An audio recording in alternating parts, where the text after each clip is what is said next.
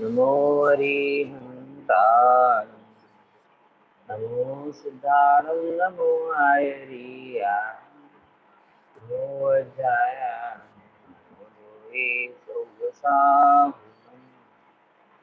सूक्ष्मगस्य नेतारं, वेत्तारं कर्मभूतकं, ज्ञातारं विश्वतत्त्वानां, वन्दे तद्गुणधरम्। सत्वार सूत्र में अपनी चर्चा अलग अलग तरीकों से होते हुए अब अंतिम उपसंहार के जो सूत्र हैं उस पर आ गई है ना। और उपसंहार के सूत्रों में जो अंतिम क्लास हमारी चल रही है 5वें अध्याय की, उसमें क्या कहते हैं यहाँ पे काल द्रव्य की, हाँ, अर्थ पर्याय और इसकी पर्याय की थोड़ी चर्चा हमने की थी। स्वभाव अर्थ पर्याय और विभाव अर्थ पर्याय। ओके, कोई बताएगा स्वभाव अर्थ पर्याय क्या है और विभाव अर्थ पर्याय क्या है? बोलिए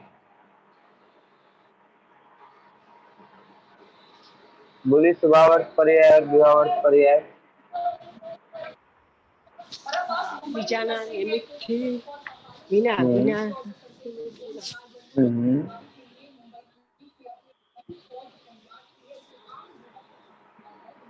બીજાના નિમિત્ત વિના જે પદાર્થની પર્યાય થાય છે. એટલે કહેવાનો મતલબ એ પહેલા મારા આટલો ઉત્તર આપો. હા, મારો આટલો ઉત્તર આપો જે મેં આપની ખાસ ચર્ચા થઈ હતી કે અર્થ પર્યાય કયા ગુણની પર્યાય હોય છે? અર્થ પર્યાય કયા ગુણની પર્યાય હોય છે? હા વાંધો નહીં.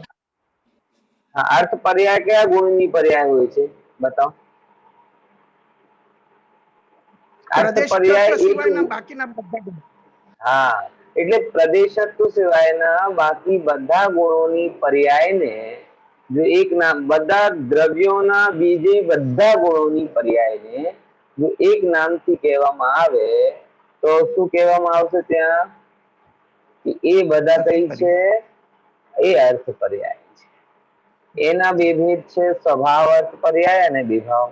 સેમ પરિભાષા, પર નિમિત્ત વગર જે બીજા બધા ગુણોની પર્યાય છે એ ગુણોને આપણે સ્વભાવ અર્થ પર્યાય કહી શકીએ, અને બીજા પર નિમિત્ત સાથે જે બીજા બધા ગુણોની પર્યાય છે એ વિભાવ અર્થ પર્યાય છે. બહુ સિમ્પલ છે ને. આપણે 6 દ્રવ્યોમાં એ પર્યાય ઘટિત કરીને બતાવી છે. બરાબર. एक और विशेष चर्चा જે કરી હતી એ વિચારણીય હતી अर्थ और व्यंजन पर्यायના વિષયમાં. કોઈને યાદ હોય તો કહો તો મને આનંદ થશે. વિશેષ ચર્ચા જે આલાપ પદ્ધતિ ગ્રંથના આધારથી કરી હતી.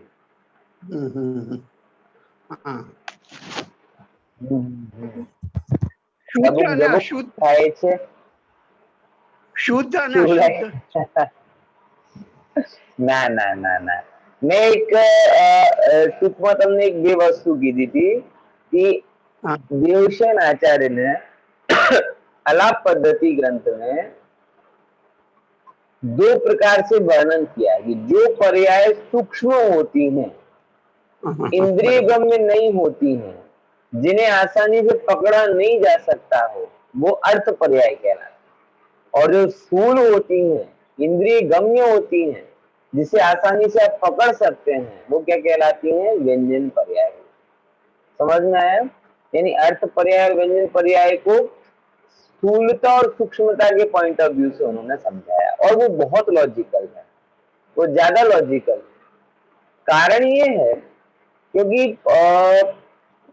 कई बार हमें ये पता चलता है कि भाई मनुष्य पर्याय है ना, मनुष्य पर्याय, ये मनुष्य पर्याय आप देखेंगे तो ऐसी स्थूल पर्याय है कि भाई एक बार आपने जन्म लिया, 50-60 साल की आयु हो गई, 50-60 साल की आयु के बाद में सब अपने अपने हिसाब से चालू हो गए, बराबर। तो एक एक पर्याय लंबी पर्याय, तो व्यंजन पर्याय। लेकिन इस मनुष्य पर्याय में प्रति समय जो छोटे छोटे जो परिवर्तन अपने अंदर में हो रहे हैं, वो सब क्या है?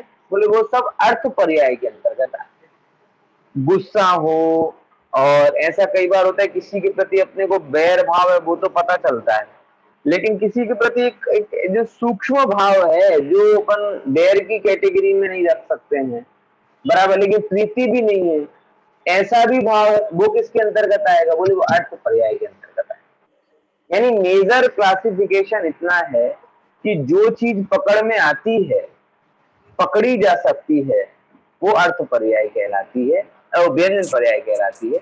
और जो सामान्य हमारे पकड़ में नहीं आती, केवली ज्ञान में है, विशेष ज्ञानियों के गम्य है, उसे हम अर्थ पर्याय के अंतर्गत रखते हैं।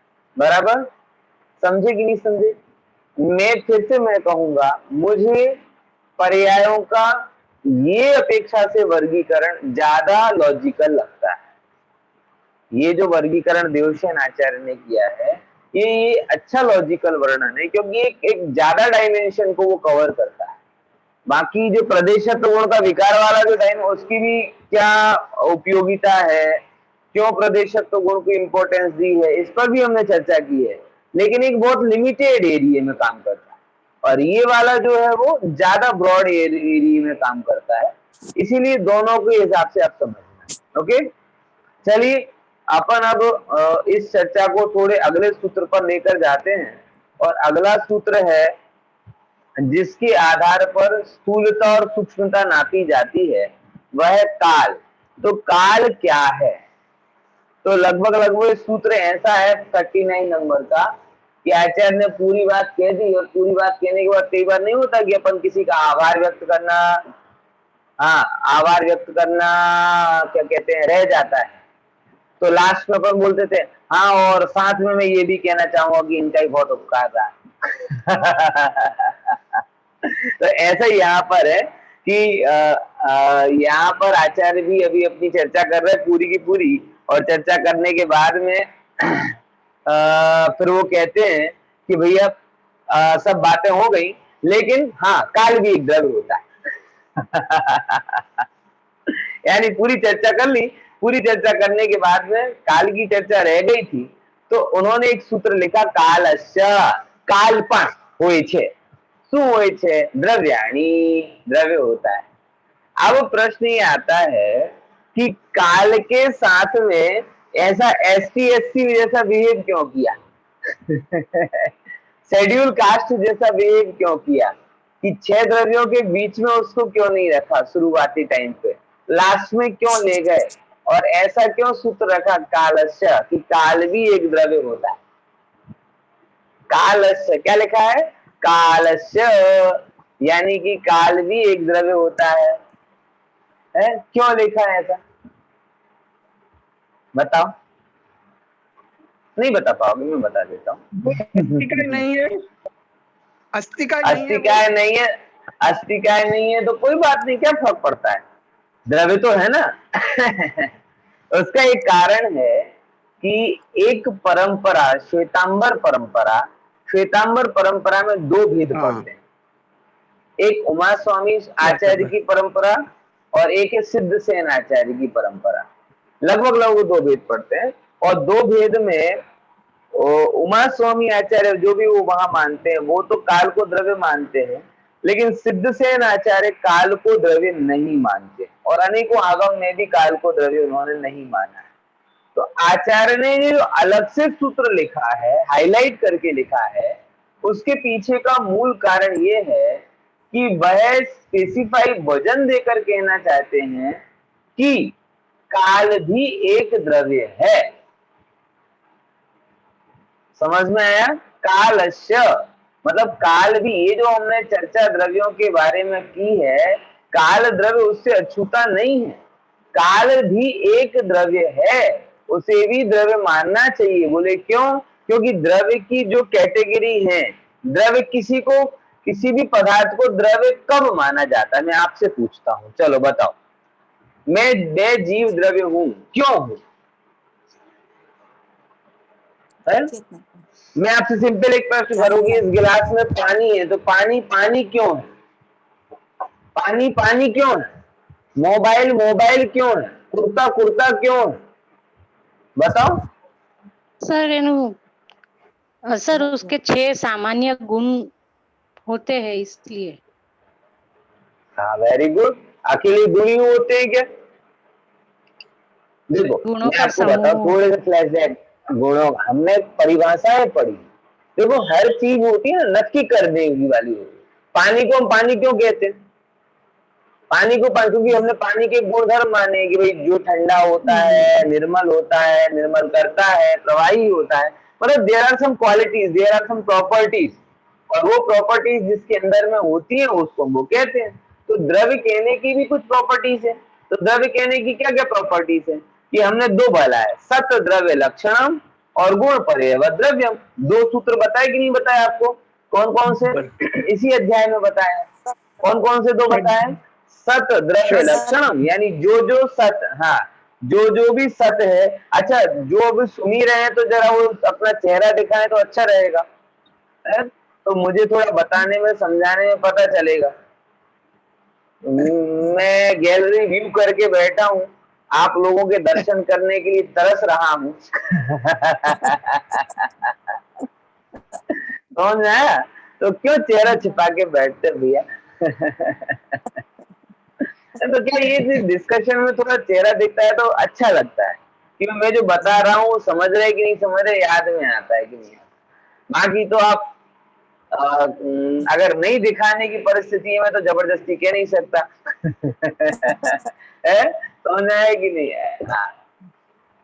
लेकिन अगर सुन ही रहे हैं तो ये खुल के करे तो अच्छा रहता है ना? तो मैं आपको ये बताना चाह रहा था कि हमने एक लक्षण बनाए हैं। लक्षण क्या बनाए हैं कि जो सत होता है वो द्रव्य है, जो गुण पर्याय वाला होता है वो द्रव्य है, बराबर ना? तो जैसे जीव में सतपना है, सतपना है मतलब उसमें उत्पाद में ध्रुवपना होता है, वैसे काल में है कि नहीं है? बताओ बताओ फिर से। जीव, जीव का मैं बता रहा हूं, जीव का मैं बता रहा हूँ कि जीव सत है। क्यों सत है? क्योंकि जीव जीव रूप रहते हुए ध्रुव रूप से रहता है और उसके अंदर में पर्याय उत्पन्न होती है और नष्ट होती है कि नहीं होती? तो काल में क्या ऐसी व्यवस्था है कि अलग व्यवस्था है कुछ? बताओ जल्दी जल्दी, कौन हाथ उठाएगा? जीव को हमने जीव इसीलिए कहा क्योंकि जीव जीव रूप से रहते हुए ध्रुव रहता है और साथ में उसमें अवस्थाएं बदलती हैं। बदलती कि नहीं बदलती? अंतरात्मा परमात्मा बनता है, बहिरात्मा अंतरात्मा बनता है, संसारी मुक्त बनता है, देवगति वाला नरक गति में जाता है। तो क्या काल में भी कुछ ऐसा होता है कि नहीं होता? काल परिणाम परिणमन होता है। हाँ, बोलो बोलो, कैसे होता है? काल काल द्रव्य रहते हुए भी काल, हाँ हाँ, उसमें सेम वर्ड उत्पाद बोलो, कोई वही। दिक्कत नहीं। हाँ, जैसा जीव में घटित हो होते वैसे हैं, ही काल में कैसे होते हैं? कैसे काल होते हैं काल बताओ द्रव्य उत्पाद में? रहता, परिणमन करता काल हुआ तो भी। दूसरों में उत्पादय कराता है, दूसरों में उत्पादय कराता है वो है? नहीं तो करता है कि नहीं करता? नहीं, खुद भी निमित्त करता होता है, है, सहायक उसकी होता है। उसकी पर्यायी होती है। नाम क्या है उसका? वर्तना हेतु। तो जैसे आप अभी सब लोग, पहले केवल 2-3 लोग दिख रहे थे मुझे, अब 8-9 लोग दिखने लगे, मेरे ऊपर कृपा की। अभी भी 3-4 लोग बड़े कठोर हैं। समझ आया? तो ये जो परिणमन हुआ, ये जो परिणमन हुआ, ये परिणमन किसके निमित्त से हुआ? बोले काल के निमित्त से हुआ। प्रशम, ये क्या कहते हैं, प्रशम देख रहा है मम्मी के मोबाइल में अच्छा दिखता है कि पापा के मोबाइल में अच्छा दिखता है?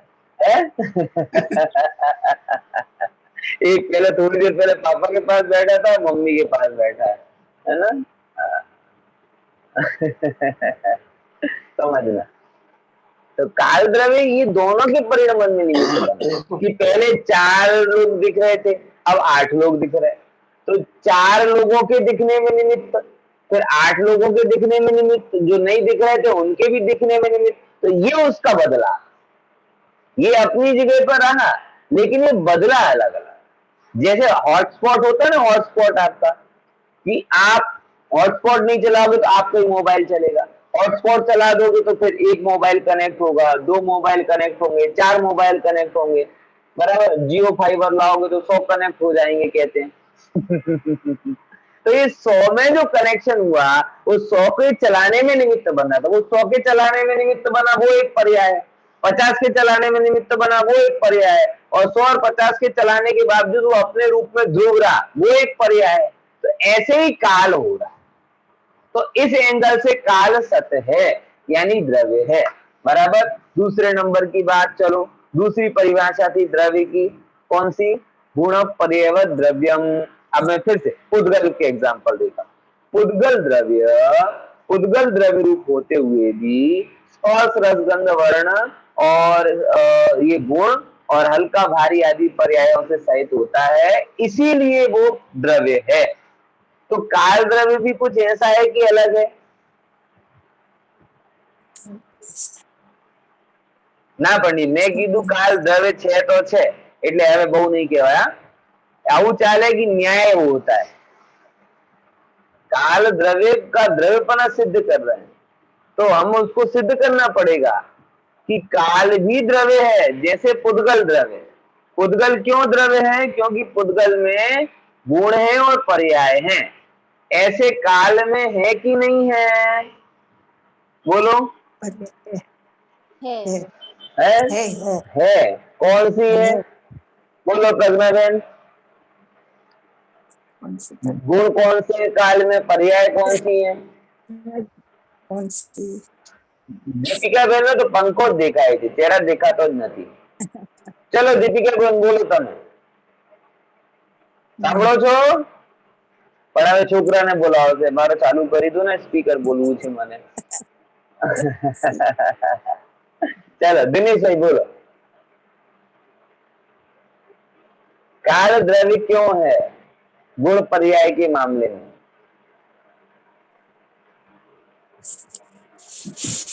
परिणमन में मदद करता है। निमित्त निमित्त बनता है परिणमन में। परिणमन जैसे पुद्गल में स्पर्शन आदि। हाँ बोलो विपुल भाई। वर्तना हेतु मतलब परिणमन हेतुत्व गुण के हिसाब से वो द्रव्य है, और एक समयवर्ती पर्याय रहती है वो हिसाब से वो द्रव्य है। सिंपल। અને એ તો વિશેષ ગુણ છે, બીજા કોઈ ગુણ નથી એના અંદરમાં। કાલમાં નિગુણો છે, એ એક જ ગુણ છે। કાલમાં કેટલા ગુણો છે? બધા સામાન્ય ગુણો, બધા અનંત ગુણો છે। આપણે બહુ ઓછી ખબર છે કાલના વિષયમાં, તમને કહું, પણ જેટલા જીવમાં ગુણો છે એટલા જ ગુણો કાલમાં છે, ઓછા નથી, બરાબર ને? બે લોजिक થી સિદ્ધ થાય છે કે જેમ એક તો સતપણાનું લોजिक લીધું, બીજું ગુણ પર્યાયનું। જેમ કાલ દ્રવ્ય છે, કાલ દ્રવ્ય જેમ પુદ્ગલમાં સ્પર્શાદી ગુણ હોય એમ કાલમાં વર્તના અસ્તિત્વાદી ગુણ હોય છે। જેમ પુદ્ગલમાં ઠંડા ગરમ આદि પર્યાય હોય છે એમ કાલની વર્તના હેતુત્વ સત હેતુ વસ્તુત્વ આદि આદि અનેકો અનેકો જુદી જુદી જાતની પર્યાય હોય છે। તો બંને ગુણધર્મો એના અંદરમાં છે, તો પછી એને આપણે દ્રવ્ય કેમ નથી કહીએ? बराबर। तो ये बात मैंने क्यों बताई कि एक जो हमारे श्वेतांबर भाइयों की मान्यता है कि काल द्रव्य नहीं है, उसका खुलासा मैंने किया। और आचार्य ने भी सूत्र इसीलिए लिखा कि जो लोग एक वर्ग ऐसा नहीं मानता है कि काल द्रव्य नहीं है, उसका खंडन यहाँ पर हो जाता है, बराबर। तो आचार्य भूल नहीं गए थे कि चर्चा करते करते भूल गए होंगे, अरे काल के बारे में तो लिखना रह ही गया, है ना? ऐसा नहीं हुआ, उन्हें सब याद था। लेकिन वजन देने के लिए कि भाई, जैसे इंग्लिश में बोलते ना, बट लास्ट नॉट लीस्ट, कि हम अंत में बोल रहे हैं लेकिन ये कोई काम का नहीं है, ऐसा नहीं है। ये उतना ही काम का द्रव्य है जितना अन्य कोई द्रव्य है, बराबर। तो काल भी द्रव्य है, काल भी एक द्रव्य है, बराबर। दूसरे नंबर पे क्या बोला? अभी हम इसको आगे और थोड़ा चर्चा में लेंगे, तो क्या मान्यता के कारण उनको भ्रम हुआ वो भी थोड़ा खुलासा करेंगे। और वो चीज ऐसे नहीं है, किस प्रकार से है वो चीज पर भी अपन फोकस करेंगे, ठीक है ना। तो कालस्य बोलिए, सूत्र बोलिए, कालस्य बोलिए। कालश्च हाँ, फिर दूसरे नंबर का सूत्र, सो अनंत समयाः, सो सो अनंत अनंत सो समयः सो अनंत समयाः, सो अनंत कि वह समय वो अनंत समय वाला है। ये कहकर उसकी पर्याय बता दी कि जो पर्याय है उसकी कितनी पर्याय है, अनंत समय वाली पर्याय है, बराबर। तो इन दो चीजों के कारण वो द्रव्य होता है। देखो उसका थोड़ा और खुलासा आगे की स्लाइड्स में क्या है, काल द्रव्य के बारे में क्या होता है। देखो, स्वयं बदलकर अन्य द्रव्य रूप नहीं हो जाता। अच्छा बताओ, चलो मैं रिवर्स क्वेश्चन करता हूं। ये जो खूबी है, ये जो खूबी है, ये किस गुण के कारण उसके अंदर में?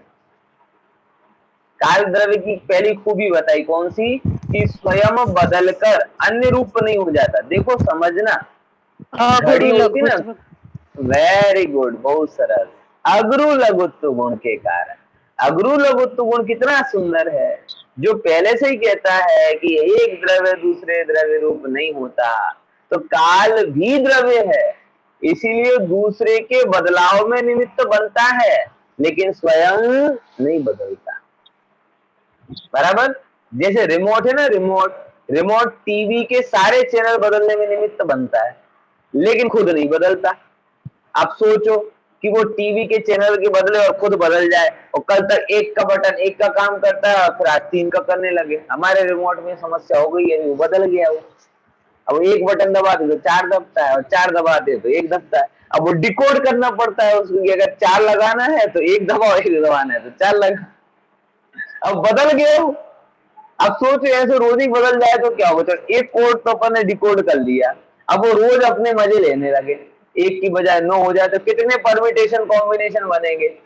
9 5 फैक्टोरियल बनेगा, 9 फैक्टोरियल बनेगा। समझ में आया कि नहीं आया, कितने सारे फैक्टर्स जाएंगे उसमें। तो ये कितना गजब है कि स्वयं चैनल बदलने में निमित्त बनता है, लेकिन अपने हिसाब से चलता है। वो 200 दबाओगे तो 200 ही आएगा, 201 दबाओगे तो 201 आएगा। वो सबको बदल देता है मगर खुद नहीं बदलता, वो अपनी जगह। जैसे रिमोट का काम, जैसे किसका काम है, रिमोट का काम है टीवी का, कि वो हर चीज में लेकिन अपनी जगह ध्रुव रहता है। ऐसे ही काल द्रव्य है कि दूसरे द्रव्य के परिणमन करते कराते में निमित्त बनने पर स्वयं वह बदलता नहीं है। वो अपनी जगह नहीं छोड़ता, अपने गुणधर्म नहीं छोड़ता, अपनी खूबियों को नहीं छोड़ता, अपनी प्रॉपर्टी को नहीं छोड़ता, बराबर। और अग्रु लोगों तो अगर वो छोड़ना चाहे तो अग्रु लोगों से कहता है, छाना मानो पोतानो काम कर दे, बीजा मां डोकिया करवाना नहीं। अग्रु लोगों तो गुण ने बांध के रखा है कि तने बीजा में माथाकूट करवा, तारो जे काम છે એ જ તને કરવાનું, બીજામાં જવાનું જ નહીં। બીજાનું કામમાં નિમિત્ત બનવાનો તારો કામ છે, બસ કરી દેવાનું। પૂરો કામ આડી આવે તમારા ઘરમાં, કામવાળો આવે, એ હેલ્પ કરે, તમને સારું લાગે, કચરો પોતો કરે ને આમ કરે ને તેમ કરે, પછી તમને એમ પ્રશ્ન કરે કે તમારા આમ સાહેબની સેલરી કેટલી છે, તમે જમવામાં શું ખાઓ છો, તમે ક્યાં ફરવા જાઓ છો, તો ભાઈ એ તારા કામથી કામ રાખ। બોલો હે ચાલે બહુ। એટલે જગતમાં कौन सम्मान को प्राप्त होता है कि जो अपना काम करता है। तो ये सब में अपने अपने काम को करना, ये कुदरत ने व्यवस्था दी है, अग्रु लघुत्व गुण ने सिखाया है। लेकिन तो भी हम अपने मोह के कारण अपना काम बदलना चाहते हैं, जो बदल पाते नहीं, बराबर। अब देखो, पर द्रव्य के गुणों को अपने में नहीं मिला लेता। दूसरे नंबर की खूबी कौन सी खूबी ली, कि पर द्रव्य के गुणों को अपने में नहीं मिला लेता। जीव केवल काल द्रव्य ना, काल द्रव्य काल द्रव्य केवल ज्ञान के रूप परिणमित होने में भी निमित्त बना, बराबर। उसी समय वहां पे पुद्गल परमाणु है, पुद्गल परमाणु के स्पर्शन आदि गुणों के परिणमन में भी निमित्त बना। उसी समय वहां पर वस्तुत्व गुण है, अस्तित्व गुण है, प्रदेशत्व गुण है, उनकी अपने अपने गुणों के परिणमन में निमित्त बना। लेकिन सबके परिणमन में निमित्त बनते हुए भी किसी को अपने में मिलाता नहीं। जैसे दर्पण शादी के टाइम पे जो होता है ना, बारातें होती थी, आजकल तो सबको अलग अलग रूम मिलता है। पहले के टाइम पे जो कॉमन एक हॉल में रोक देते थे, एक दर्पण होता था इतना छोटा, और उस दर्पण में 50 लोग तैयार होकर चले जाते थे। होता था कि नहीं होता? गए होगे ना ऐसे पहले बारातों में, एक हॉल दे देते थे और उसमें एक दर्पण। अभी तो सबको सेपरेट रूम चाहिए।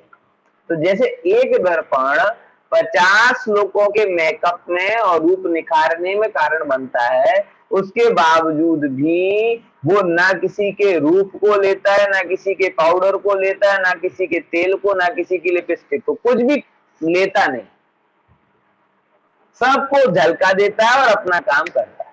ऐसे ही काल द्रव्य अनंत गुणों के परिणमन में हेतु बन जाता है, सब गुणों के परिणमन में हेतु बनता है और खुद कुछ नहीं करता।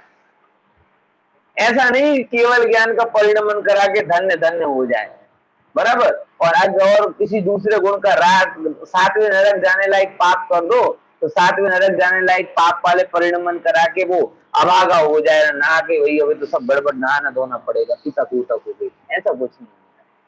देखो, प्रेरक होकर, दो बातें हो गई, प्रेरक होकर अन्य द्रव्य के गुणों को अन्य द्रव्य के गुण रूप नहीं परिणमाता। बराबर समझ में आया? प्रेरक निमित्त नहीं काल द्रव्य, प्रेरक निमित्त नहीं काल द्रव्य। कैसा है? उदासीन। कि भाई ऐसा नहीं कहता कि ए तुम लोग अभी तक संसारी हो, कब तक मैं तुम्हें संसार में रखूंगा, अरे मुक्त हो जाओ। काल द्रव्य से पकड़ पकड़ के बोलेगा क्या? बोलो भाई, न काल द्रव्य को काम दे दिया जाए कि 2 गज की दूरी बना के रखो, ना हैंड सैनिटाइज करो, ना मास्क लगाओ, ऐसा कोई काम करता है? कैसा काल आ गया है, कैसा काल आ गया। अपन रोज काल को दोष देते हैं, देते कि नहीं देते? क्यों खराब समय चाले છે, क्यों खराब समय चाले છે, क्यों काल આવી ગયો છે। પણ કાલને કઈ વાંધો નથી, તમે ગમે તેવો કાલ આપો એને, અને કેવો સરસ સમય આવી ગયો છે, તો એને કઈ વાંધો नहीं। खराब उसे ये नहीं लगता कि लोग मेरा नाम बिगाड़ रहे हैं, मेरा काल खराब है, तो सुधारने के लिए हो जाए, डंडा लेकर खड़ा हो जाए, ए सबको मास्क लगाना है, सबको सैनिटाइज करना है, सबको दो हाथ की दूरी बना के रखना है। और अगर ऐसा काम काल करने लगे तो सबसे बड़ी व्यवस्था हो जाएगी, क्योंकि लोग के एक प्रदेश में कालाणु विद्यमान है, पुलिस वालों की संख्या तो भी कम है, एक प्रदेश में एक कालाणु खड़ा है डंडा लेके कि चलो मास्क पहनो चलो सैनिटाइज करो, कोरोना छू हो जाएगा लेकिन आप उसको कितना भी बोलो काल खराब है, काल खराब है, तो भी उसे कोई फर्क नहीं पड़ता। और तीर्थंकर का संयोग हो तो अपन कितना भी बोले क्यों सरस काल આવી ગયો છે, સાક્ષાત તીર્થંકર ભગવાન, કઈ વાંધો નથી, તમને જે કહેવું હોય કહો, મને કઈ ફરક પડતો નથી। કેમ? કેમ કે એ કયો દ્રવ્ય છે, કયો નિમિત્ત બને છે? પ્રેરક નથી, ઉદાસીન। કેવો છે? उदासीन। देखो, प्रेरक होकर अन्य द्रव्य के गुणों को अन्य द्रव्य के गुण रूप नहीं परिणमाता। कि एक बाजू में 7वें नरक जाने लायक पाप कर रहा हो, एक बाजू में सिद्ध जाने का पुरुषार्थ कर रहा हो, तो वो परिणमन नहीं करा देगा कि भाई तू संगति का असर देख ले, तू इसके जैसा काम कर, नहीं करता, वो अपने जैसे ही काम करता। बराबर। अब देखो, प्रेरक होकर अन्य द्रव्य के गुणों को अन्य स्वरूप नहीं कर देता। एक इसमें कहता परिणमाता नहीं, और एक मेरा उसी रूप नहीं कर देता। भाई पुद्गल पर दया करे और पुद्गल को बोले कि यार ये तो मट्टी है, मिट्टी क्या काम की है, इसको जीव बना दिया जाए, और जीव बना दिया जाए तो ये जीव क्या करेगा? सिद्ध हो जाएगा। बोले नहीं, अन्य द्रव्य के गुणों को अन्य स्वरूप नहीं कर देता, तो नहीं जाता अन्य द्रव्य के, बराबर ना। अब देखो, स्वरूप और उसमें आ गया कि एक में तो मॉडिफाई कर रहा है और एक में कन्वर्ट कर रहा है, दोनों चीजें ख्याल में आ रही ना। कि एक है मॉडिफिकेशन वाला और एक है कन्वर्जन वाला। तो काल द्रव्य प्रेरक बनकर ना तो मॉडिफिकेशन करता है और ना ही कन्वर्जन करता है, वो अपने स्वरूप में ही परिणमित तो होता है। बराबर ना? अब देखो, द्रव्य स्वयं ही परिणमते हैं, काल द्रव्य उदासीन निमित्त मात्र होता है। काल द्रव्य परिणमाता है ऐसा नहीं है, मतलब काल द्रव्य तकरीबन आपकी घड़ी की सुई के भांति होता है, जो घूमती रहती है और उसके हिसाब से आप घूमते रहते हैं। घूमते कि नहीं घूमते? कई बार आपको लगता होगा ना, अभी तो सब जीवन ठंडा ठंडा चल रहा है सबका, बाहर जाओ तो काम नहीं है, घर में आओ तो मतलब काम, एक प्रश्न होता है क्या करें, बराबर। लेकिन जब आप फुल फेज में जीते थे तब घड़ी आपको चलाती थी, ऐसा लगता था अरे 6 बज गए अभी तक उठे नहीं, अरे 7 बज गए अभी तक आया नहीं, अरे 8 बज गए अभी तक मंदिर नहीं गए, अरे 9 बज गए ऑफिस नहीं गए। यहाँ घड़ी देखते हैं स्पीड चालू हो जाती। ऐसे ही लगभग लगभग सबके साथ में होता है। तो कई बार तो ऐसा लगता है कि घड़ी हमें चला रही है, मगर फैक्ट ये है क्या, घड़ी हमें चला रही है कि घड़ी खुद चल रही है? बोलो। खुद चल रही है। घड़ी खुद चल रही है। आप देखोगे तो घड़ी ने तो, अच्छा चल रही है तो कहां तक पहुंची है?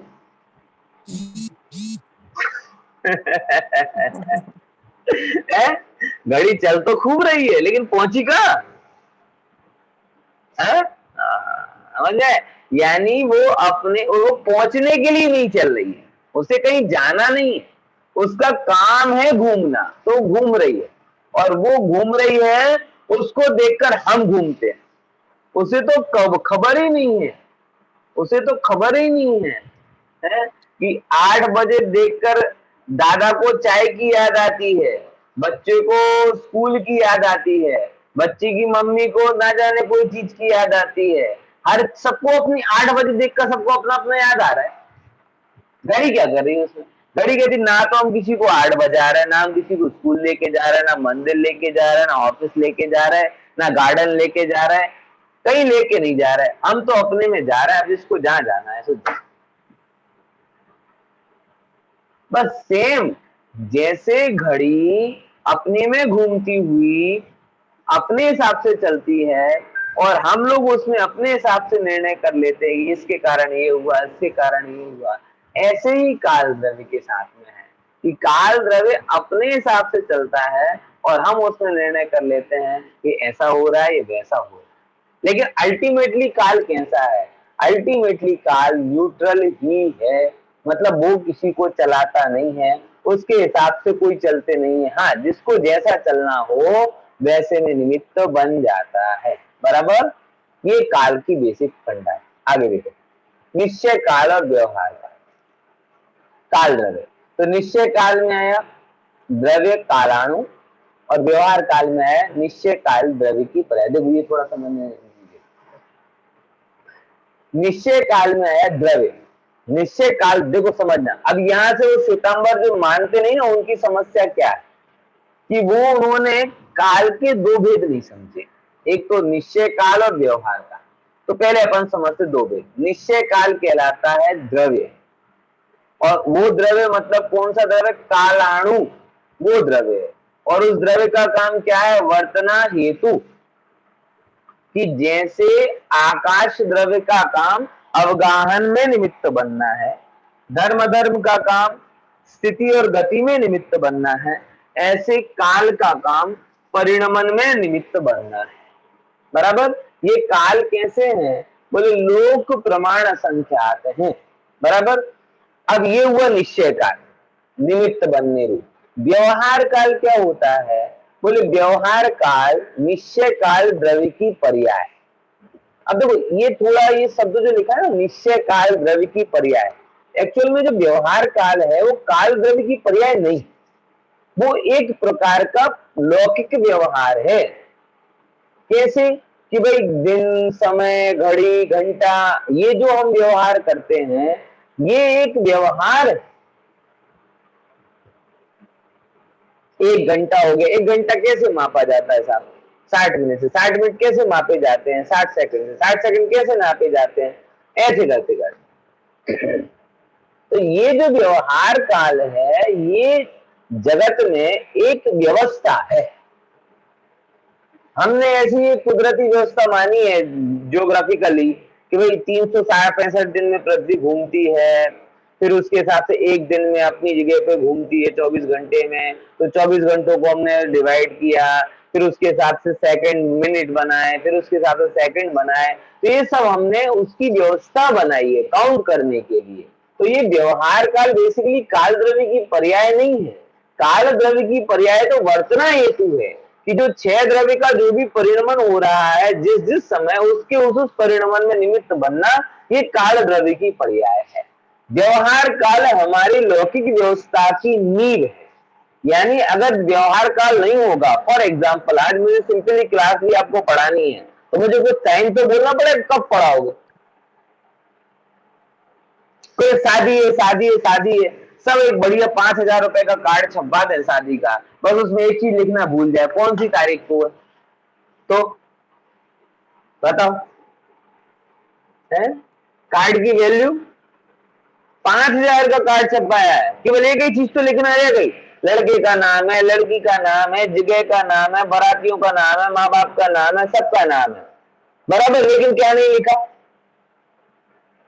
अरे बस 2 लाइन ही तो है, 5 तारीख की शादी है कि 7 तारीख की शादी है कि 10 तारीख की शादी है, यही तो नहीं लिखा ना, बाकी सब तो लिखा है ना। अब बताओ क्या होगा? वो 5,000 के कार्ड और करोड़ों के क्या कहते हैं जो बैवट किया है उसकी कोई वैल्यू है? कोई वैल्यू नहीं है। कौन आएगा, कब आएगा? कोरोना जाएगा, जाएगा, कब जाएगा? है? विचार करके देखो। यानी व्यवहार काल जो है निश्चय काल व्यवहार से जुड़ा हुआ नहीं है, वस्तु से जुड़ा हुआ है, और व्यवहार काल है वो हमारे सारे व्यवहारों की रीढ़ है। यानी हमें क्लास में बुलाना है तो टाइम देना पड़ता है, भाई 9:30 क्या कहते हैं 9 साढ़े 9 से 8:30 से चालू होती है, इतने से इतने टाइम तक रहती है, 8:45 से चालू होती है, 40 मिनट तक चलती है। कोई भी आप विचार करके देखो, काल के बिना कोई व्यवहार काल के बिना व्यवस्था हो पाएगी क्या? इसीलिए व्यवहार काल डायरेक्ट काल से ना जुड़ते हुए भी हमारी सारी व्यवस्थाओं का आधार है। इसीलिए आचार्यों ने उसे काल के रूप में स्वीकार किया है। बराबर? क्या क्या है देखो, व्यवहार, विकल्प, भेद, पर्याय, एकार्थवाची। व्यवहार काल क्या है? व्यंजन पर्याय का अवस्थान काल। बराबर? अब देखो जो परिभाषा ली थी ना कि व्यंजन पर्याय अर्थात दीर्घ काल तक चलने वाली पर्याय, दूसरी परिभाषा आ गई ना जो हमने ली थी, जैसे बालक, देव, मनुष्य आदि कि जो पर्याय देर समय तक चलती है उसे हम व्यंजन पर्याय कहते हैं। बराबर समझ में आया? और इसी को यहाँ पर बोला है कि जैसे बालक की पर्याय, देव की पर्याय, मनुष्य की पर्याय, ये सारी चीजें ये व्यंजन पर्याय हैं। क्यों? क्योंकि ये थोड़ी लॉन्ग लास्टिंग है। बराबर समझ आया? तो व्यवहार, विकल्प, भेद, पर्याय, एकार्थ कि जहां पर व्यवहार पूर्वक बताया जाए, विकल्प पूर्वक